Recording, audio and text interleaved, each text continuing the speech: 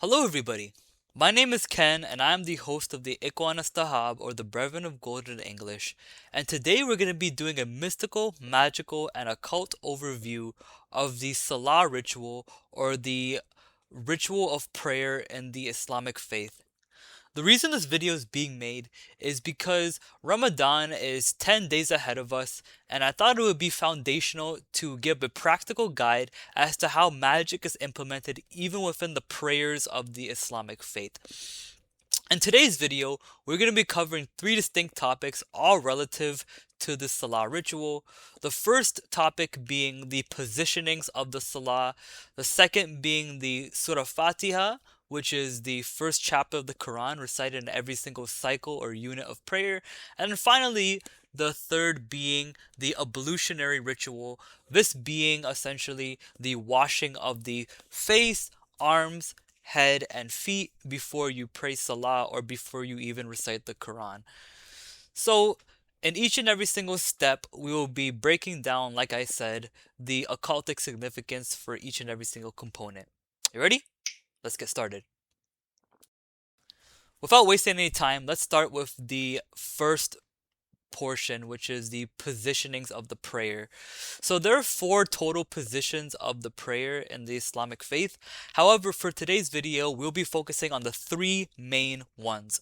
The qiyam, which is the standing, the ruku, which is the bowing, and the sujud, which is the prostration. If you guys look at the visual aid above, you will see that there is a lunar significance to each and every single position with these three main positions. The qiyam, the standing straight, being the full moon, the ruku, or the bowing, being the half moon, and then the sujud, or the prostration, being the crescent. Now I will essentially explain how each and every single lunar phase corresponds to each and every single position. So let's start with the qiyam, which is the full moon. Standing corresponds to fullness and maximal visibility. The body is upright, fully expressed, entirely exposed, nothing is hidden. And like the full moon, the human form is complete, luminous, and accountable once standing straight in Qiyam. In Qiyam, this is the moment of total presence, speech of the scriptures, intention of the faith, identity of the self, and direction of prayer are all online at once. Fullness here is not arrogance, it is readiness. It is readiness for the next two positions, respectively. So let's move on to Ruku, which is the half moon or the bowing. So bowing reduces the profile. The body is still elevated but no longer total. Visibility is cut in half, just as the moon relinquishes part of its light. This is voluntary diminishment, power moderated, fullness disciplined. Symbolically, this is belief being bent into humility without being extinguished. One still quote unquote shows up, but not in total self display. Ruku teaches measured reduction. Now, finally, we have the prostration or the sujud, which is the crescent moon or the hilal. Prostration corresponds to the crescent, minimal manifestation, maximal proximity to disappearance. The self thins to its barest trace. The face, identity, and perception is removed from view. Light is not gone, but it is hidden, latent, awaiting reemergence. This is not negation, but compression, the seed phase. And from sujud, the cycle reverses. Rising from sujud is the unseen new moon becoming visible again. Consciousness returns lighter, reassembled. So in summary, the arc of the moon phases, I should say, is as summarized like this. The fullness of the moon in standing, which is total presence. The reduction of the moon in ruku or bowing, which is disciplined humility. And the compression of the moon, which is sujud or prostration, returning to origin. It is said in many different Islamic traditions that when one is in sujud, or in prostration, they are the closest as possible to God as they are. Another thing too is that the hilal or the crescent moon is a foundational symbol to the Islamic faith, not in a colloquial sense, but in the sense of signifying when the beginning of a new lunar month is in the Islamic calendar. In fact, this Ramadan, like every single Ramadan, we will be using the hilal or the crescent moon to signify when the beginning of the new month is, signifying Ramadan. So now that is the positionings done of the Salah ritual. Now let's get into the first chapter of the Quran, the Surah Fatiha, essentially explaining how that is relevant.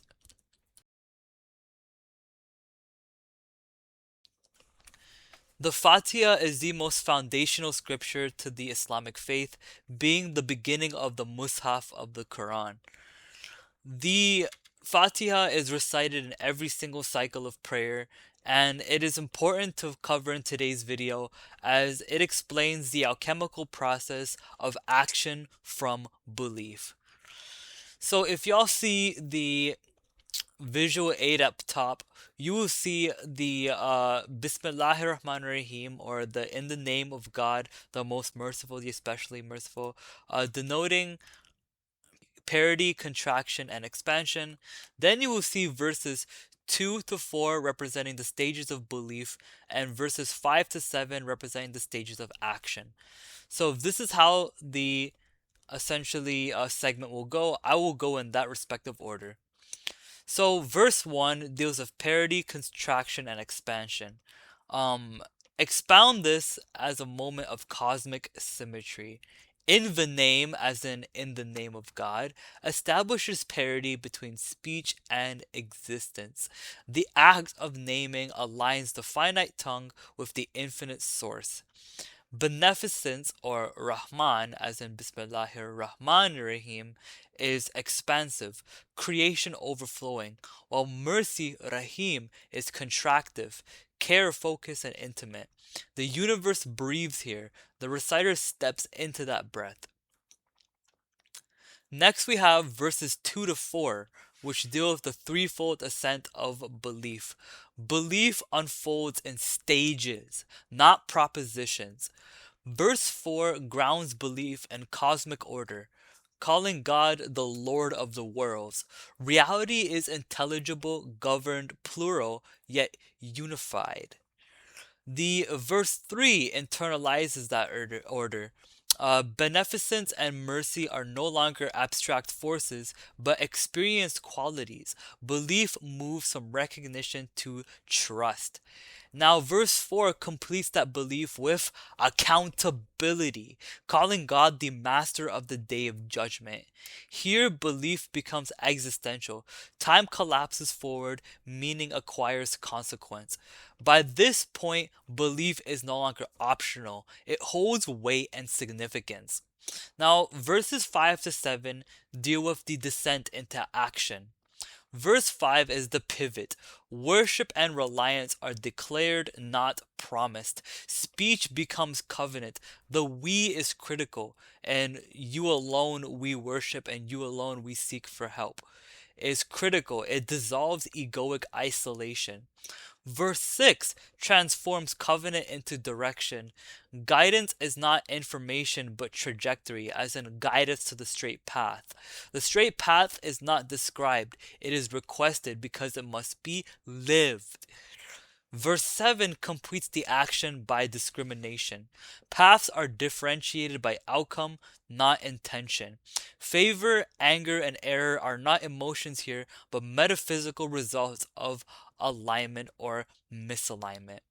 So here is some closing insights that I have on Surah Fatiha being an occultic kind of process. Al-Fatiha mirrors initiation itself, orientation into illumination to commitment into motion. And every prayer, every salah reenacts the circuit, recalibrating the soul the way a compass resets north. And that is essentially the second basis or the second portion of the video. Now getting on to the final portion of the video, the ablutionary ritual or the wudu. What is the significance of this?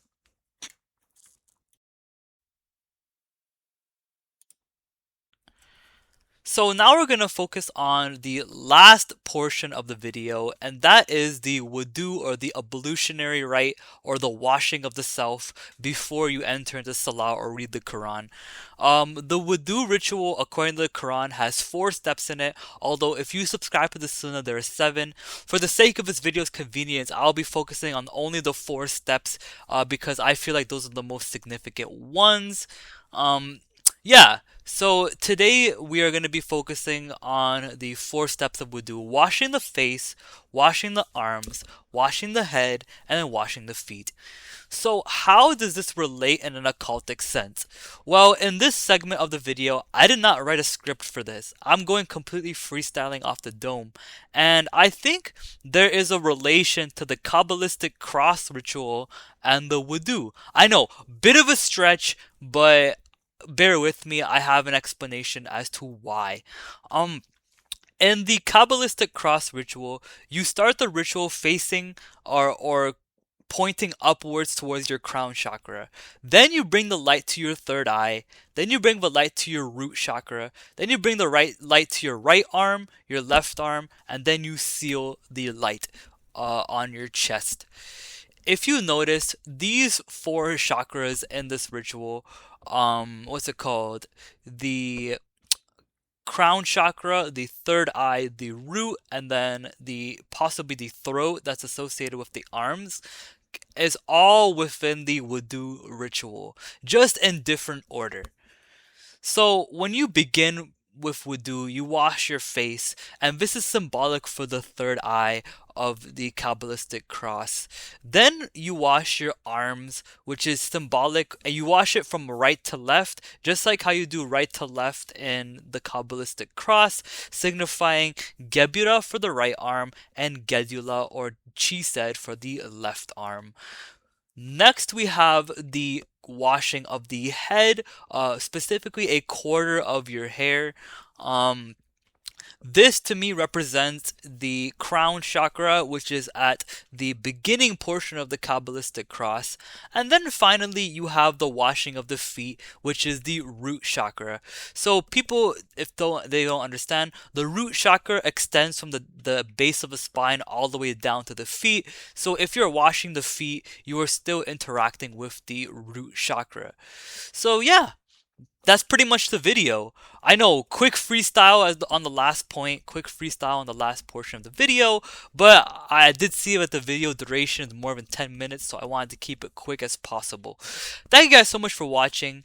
My name is Ken, and I'm the host of the Ikhwanas Tahab, and this has been the Salah ritual from an occultic perspective, further understanding the occult significance of what it means to pray in the Islamic faith.